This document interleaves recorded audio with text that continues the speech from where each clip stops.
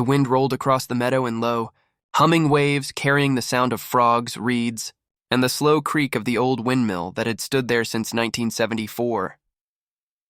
The pond shimmered in the evening light, its mirrored surface catching every shade of gold that fell through the oak branches.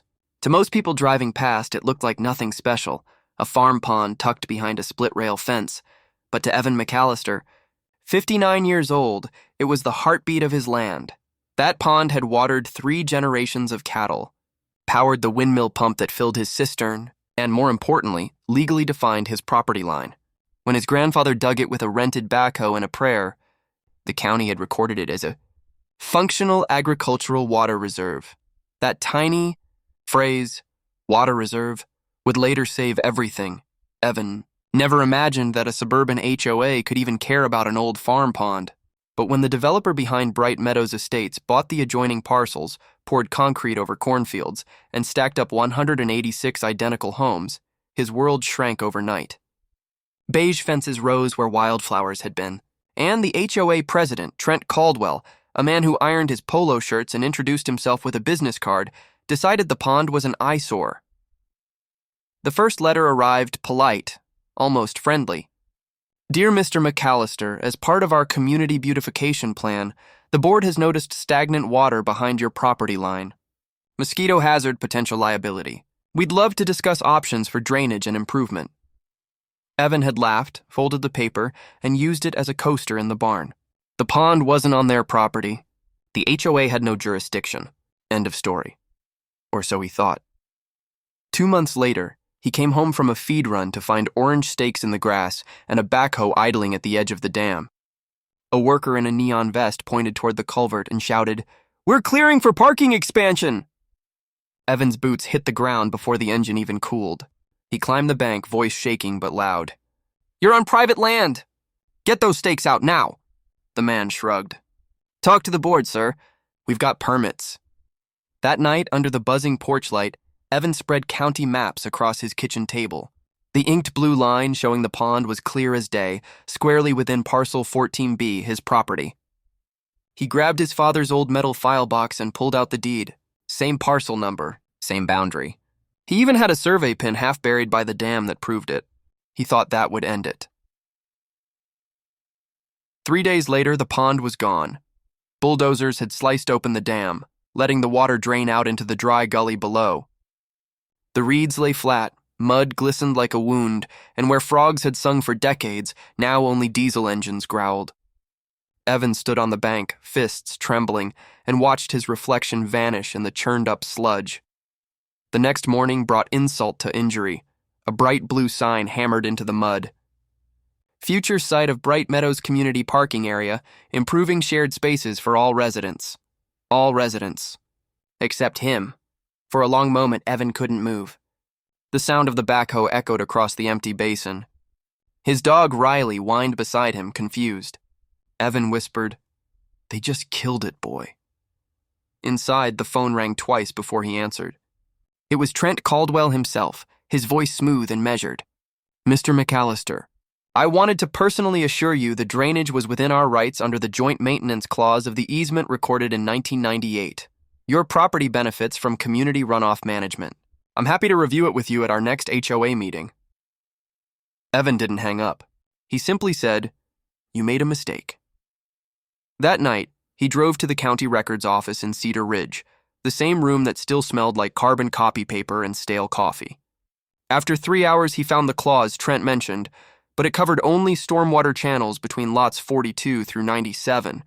His pond wasn't even close. The so-called easement was 3 parcels away. The HOA had forged jurisdiction they didn't have. He printed copies, date-stamped them, and drove home under a full moon that shimmered over the empty pit that used to be his pond. He didn't sleep that night. He just listened to the windmill creak without water beneath it. At dawn, the mail truck stopped. Another envelope, HOA letterhead. Notice of shared improvement assessment, $3,400 for community parking facility, due within 30 days. They'd not only stolen his pond, they wanted him to pay for it. Something inside Evan shifted that morning. The grief turned to steel. He pinned the notice to the fridge and wrote 3 words beneath it in marker. prove them wrong. He called his niece, Dana, a paralegal in Denver who specialized in property disputes. She promised to visit that weekend. Meanwhile, Evan began documenting everything: photos, timestamps, copies of every letter, GPS coordinates of the survey pins, even the waterline mark on the old oak showing how high the pond once stood. When Dana arrived, she scanned the papers spread across his table. "They built on agricultural reserve land," she said slowly. "That pond's not a hazard. It's a protected resource.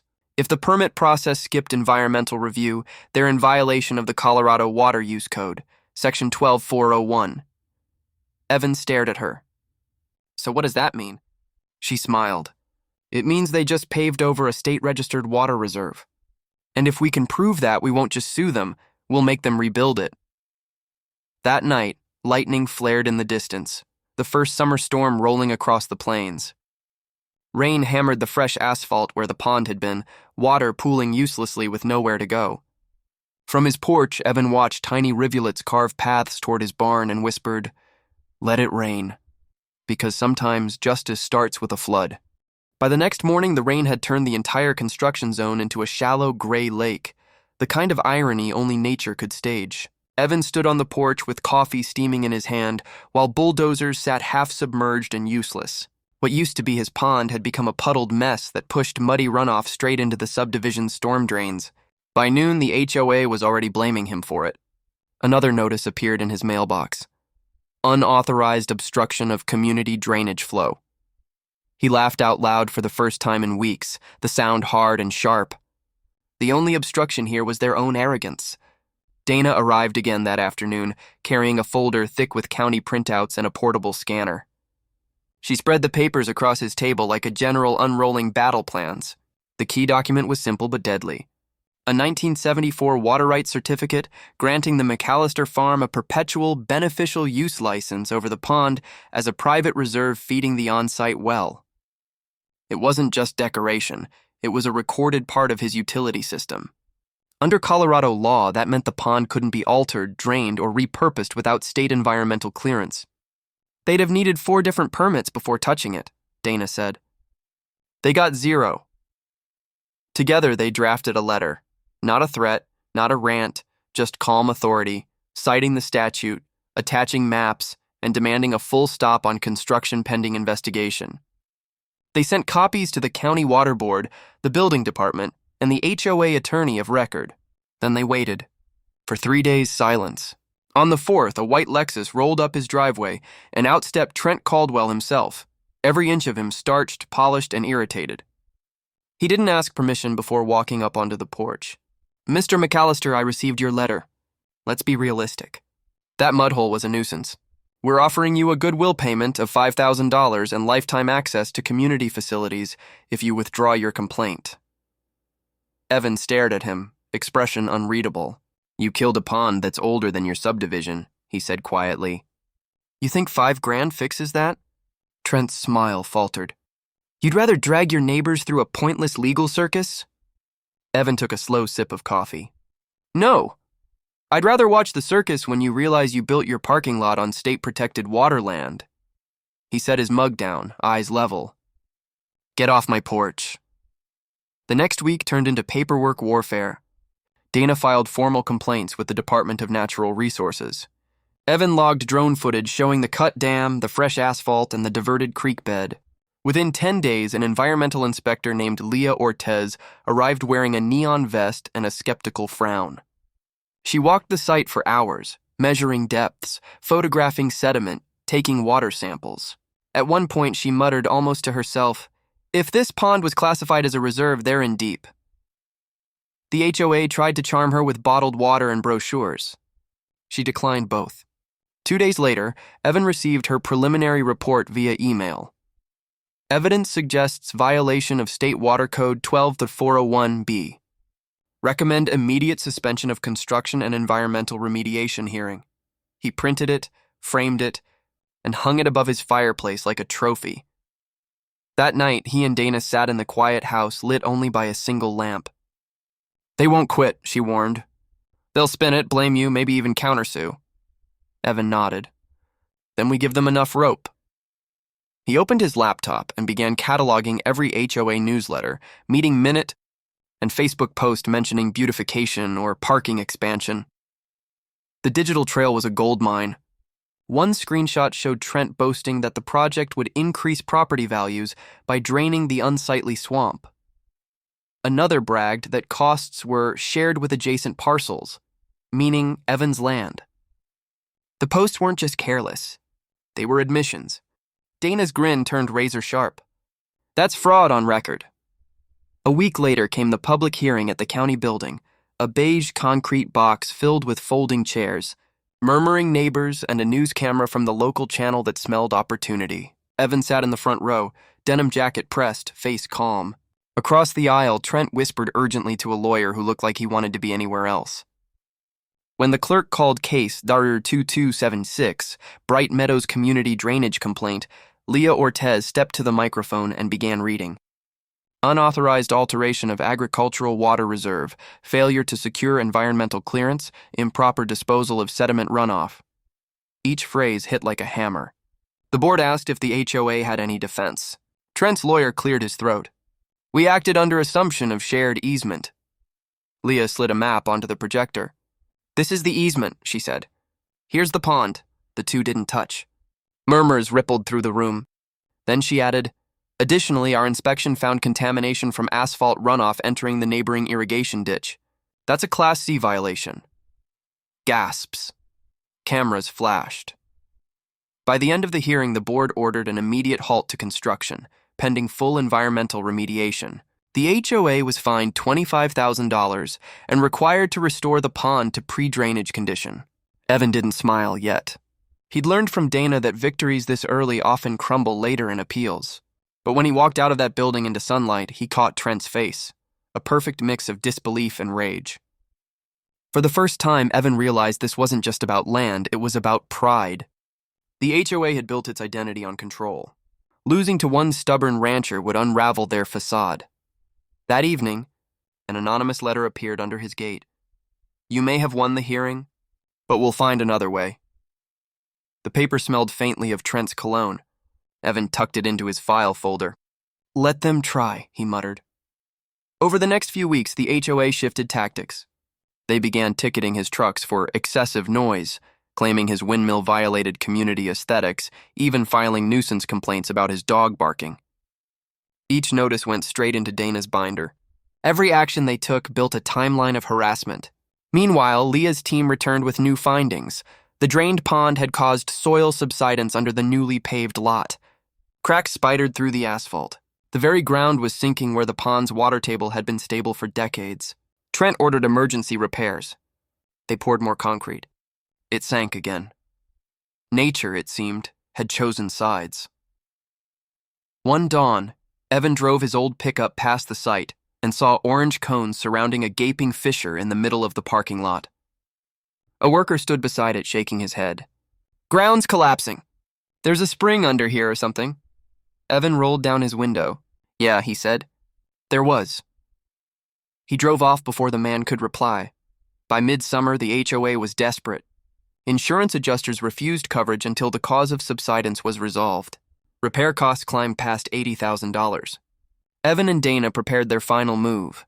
A civil suit not just for property damage, but for malicious interference with water rights. It was bold, but the evidence was bulletproof: maps, permits, inspector testimony, and that first letter bragging about beautification. When Trent received the summons, neighbors said they heard him shouting, "Clear down the cul-de-sac." As court day approached, Evan stood once more at the edge of the empty basin, where crews had begun digging to restore the pond. Rain clouds gathered low and heavy, the air thick with that electric smell before a storm. He thought of his grandfather hauling buckets from the same spot 50 years ago, building something simple and honest. He whispered, "Let's bring it back." The first drops began to fall, darkening the dirt. Somewhere beyond the fields, thunder rolled like distant applause. The courthouse smelled faintly of old paper and disinfectant, that dry, recycled air every government building seems to share. Evan sat in the second row, cap off, hands folded, watching the fluorescent lights flicker overhead. He wasn't nervous anymore. Months of hearings, filings, and late-night document reviews with Dana had burned away the fear. Now there was only focus. Across the aisle, Trent and the HOA board whispered behind a polished attorney in a three-piece suit who looked more Wall Street than small-town law. The judge entered, robes sweeping, and called the case. McAllister versus Bright Meadows Homeowners Association, Civil Docket 312B. The bailiff's voice echoed, "All rise." Dana leaned in, murmuring, "Remember, let the evidence speak. You've already won half this before saying a word." Evan nodded once. She opened her folder and walked to the stand. For 40 minutes, she laid out a narrative so clean it almost felt like storytelling. Timelines of construction, before and after drone footage, photos of the bulldozed embankment, the water certificate stamped and notarized in 1974. When she displayed the letter, Trent had signed authorizing beautification, work on adjacent non-community property. The judge actually raised an eyebrow. Trent's lawyer objected, but it was overruled. Dana clicked to the final slide, Leah Ortez's environmental report, concluding the HOA had caused irreversible disruption to a legally protected hydrological system. Then came Leah herself, calm and methodical, describing how draining the pond destabilized soil layers, cutting off the aquifer that fed not just Evan's well, but also a shared groundwater line that happened to supply part of the subdivision. "They built on hollow ground," she said. "The pond acted as a natural regulator. Removing it turned the subgrade into a sponge with no memory," the courtroom murmured. Trent shifted uncomfortably. His attorney called their expert, a consultant who admitted under cross-examination that he'd never visited the site, only reviewed photos provided by the client. The judge leaned forward.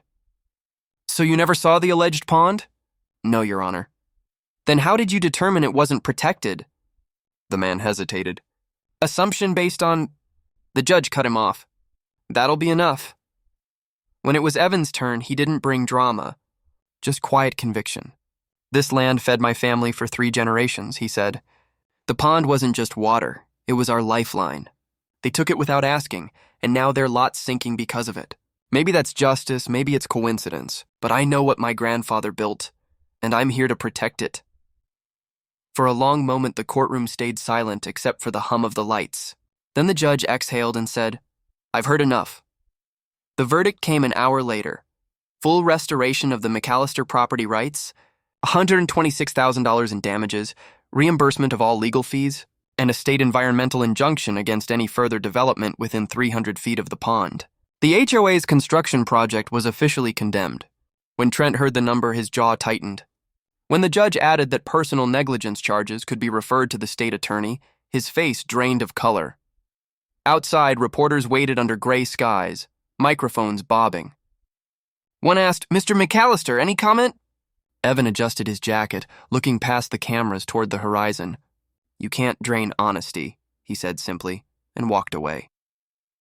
2 months later, the heavy machinery returned, but this time it was under state contract. Restoration, not construction. Workers rebuilt the earthen dam, reseeded the slopes, and installed a natural runoff buffer lined with native grasses. The parking lot was gone, ripped to gravel, and at its edge a new sign stood, Protected Water Reserve, State of Colorado. Trent had resigned the HOA presidency, citing personal reasons. The subdivision meetings turned awkward and sparsely attended. Rumors swirled that insurance had dropped them after the court loss. By mid-autumn, the pond had refilled itself. The mirrored surface reflected yellow cottonwoods and migrating geese overhead. Evan stood on the shore one evening as frogs croaked like nothing had ever happened. Dana joined him, 2 mugs of coffee in hand. "They finally put the water back where it belongs," she said. "Almost poetic," he nodded.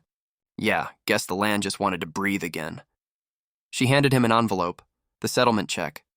"This could fix up the barn, maybe replace that old truck." Evan laughed softly. "Or maybe build a fence high enough that no HOA notice ever makes it to my gate again." Over the winter, something unexpected happened. The county board issued a press release establishing a new environmental task force, citing the McAllister case as precedent for rural-urban boundary protection. Dana forwarded it with a note. "You started something bigger than your pond." He didn't respond right away. He was too busy shoveling snow off the dock he'd rebuilt with his own hands, boards cut from cedar just like his grandfather used. Spring returned slow and patient, When the first meltwater trickled down from the foothills, it filled the pond to the brim. The reflection of the sky was clearer than ever. No asphalt, no runoff, just blue stretching endlessly. Evan sat on the edge, boots in the dirt, watching dragonflies hover where bulldozers once stood. Sometimes he still found bits of broken concrete in the soil, little reminders of arrogance buried under silt. He left them there. Nature would take care of the rest. That summer, a local journalist published a feature titled "The Pond That Fought Back." The article went viral across state networks, sparking debates about overreaching homeowners associations and property rights. Messages flooded Evan's inbox. Farmers, retirees, small-town families thanking him for standing up. He never replied to most. He wasn't looking for fame. He just wanted peace. One evening near dusk, he walked to the fence line and saw new faces from Bright Meadows standing quietly at the boundary. Families holding their kids' hands, watching the restored pond shimmer in the sunset. A woman called out, "It's beautiful. We didn't know what we lost until it was gone." Evan nodded, half smiling. "Maybe next time, ask before taking." She nodded back. Weeks later, the HOA officially dissolved, replaced by a voluntary community association with transparent bylaws and rotating leadership. The subdivision newsletter even printed an apology, short, formal, but sincere. "To our neighbor, Mr. McAllister, we regret the harm caused and appreciate your commitment to preserving our shared environment." He cut it out and pinned it beside the old water certificate above his fireplace. The final storm of that year rolled in just before harvest season. Thunder cracked across the valley, lightning illuminating the hills. Rain hammered the roof for hours, and by dawn, the pond was overflowing, its spillway rushing into the same creek the HOA once tried to pave over. Evan stood on the porch, raincoat dripping, watching the torrent carve its rightful path through the earth. Beside him, Dana whispered, "Think they've learned their lesson?" He smiled, eyes on the water. The land always teaches one way or another. Months later, the county invited him to speak at a rural rights conference. Standing at the podium, he told the crowd, "When you build without respect, the ground itself will remind you who's in charge. My advice? Document everything, stay patient, and trust that truth has roots deeper than concrete." The audience applauded. Cameras flashed. He left quietly afterward, heading back to his ranch. That evening, as the sun dipped low, the pond mirrored it perfectly, gold fading to amber, ripples catching the light. The frogs sang, the wind carried the smell of wet earth, and for the first time in a long while, everything was exactly as it should be. Because sometimes justice isn't a gavel or a headline. Sometimes it's just the sound of water returning home.